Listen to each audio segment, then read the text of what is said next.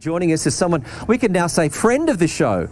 He's been on before. He is the head honcho, the big hitter, the man in charge of it all, David White, who is back down. You've been doing a lot of media, a lot of press. You've been busy these past couple of weeks. Yeah, it's been a lot of fun actually. I think the interest is great. We've been really well supported here and I think it's really building and we can't wait for Friday night.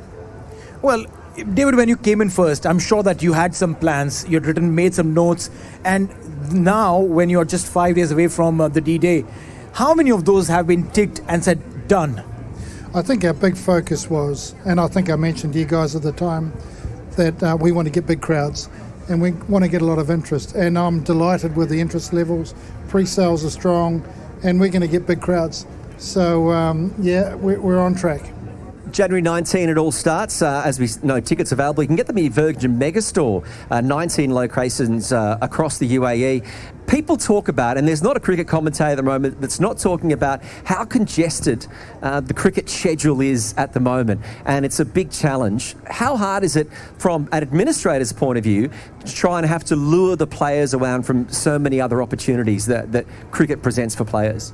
Yeah, there is a lot of cricket on at the moment. Obviously bilateral cricket, but also other leagues as well. I think that we're lucky in Dubai that the weather is so fantastic this time of year. The facilities are brilliant. But one thing that the players talk about a lot is the fact that they can come here for a month and they don't have to fly anywhere. So they are in a beautiful hotel with their families. And, they bust to the venues. They can have a bit of time with their families by the pool and play a bit of golf and play some great cricket.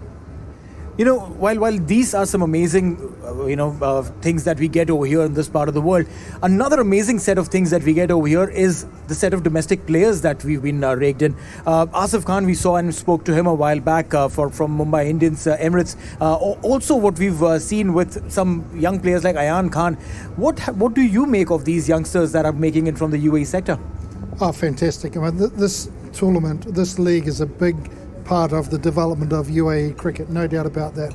And what we've tried to do, or what we've done over the last 3 or 4 months, is integrated a development competition and also a school competition. They had the final last night as part of the whole league as well. So that community integration with ECB cricket is just critical. And I love to see these young players, young Ayan Khan. And they do well against the Under-19 Asia Cup as well. He was a star. So I think this is going to be a big step forward for the development of UAE cricket. Every tournament needs its fans. And David, tell me a bit more about what's happening with these fan villages that are happening at some of the stadiums in Dubai and also at Abu Dhabi at the Zayed Sports Stadium. Yeah, so we've got fan villages, cricket interaction. We've got nets here. Kids can go and bat and bowl at whatever level, face painting, music, food trucks, and we're also going to be giving out 200 or 300 T-shirts every day as well. And what we've done is we've actually got the colours of the home team at that day, and we'll be giving the T-shirts away. So, we want people to come along, have fun, enjoy it, and then go and watch the cricket.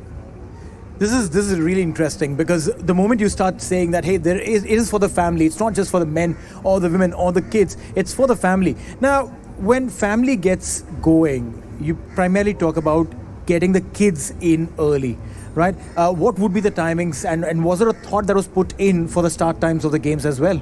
So this year, the big difference is actually start times for the night games are actually 6:30. Last year was a bit of a challenge at 6 o'clock. In particular during the week when people, had to come from work and we know there can be challenges with the traffic sometimes. So 6:30 is good. And then we've got some afternoon games too, Saturday and Sunday afternoon starting at 2:30. And they're really interesting for families. I know families can come along and have some fun as well. So this weekend we've got a Friday night, Saturday night, Sunday afternoon at Dubai Stadium and then Sunday night in Abu Dhabi. Every player that we've spoken to has spoken, as you said, about the facilities, the quality of the cricket having an international calibre. But they've also mentioned golf. Have you been managed to get a hit of golf at all beside inside your busy schedule?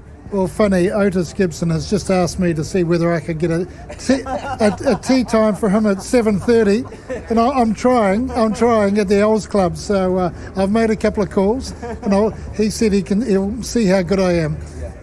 I think when it comes down to contract negotiation for season 3, you might need a few golf clubs in the back pocket as as sweetness for to renegotiate. Well, they've all got golf clubs. It's tee times that they're after. Now, amongst all the teams that we've seen so far, they've all been prepping really well. Some of them have, in fact, gone out and done a lot of media works. Is there a preset communication that goes out from the league telling them to do a certain set of media interaction so that there is that kind of fan following that every team also brings into the league? I think, we work closely with the franchise teams, but the players are so professional. They know, that for them it's just not the playing the cricket, it's a whole package. And for us to grow and develop and be established, it's good for them as well. And I've just listened to the interviews of the players. They're so professional, very articulate, and it's a big part of what we do. We're looking forward to it. January 19, Season 2 starts to the DP World International ILT20. The boss, the man who does all the work behind the scenes, David White. Well done on your success. How hard you've worked over these past few months. And thank you very much for joining us this afternoon. Thank you, and thank you for your support.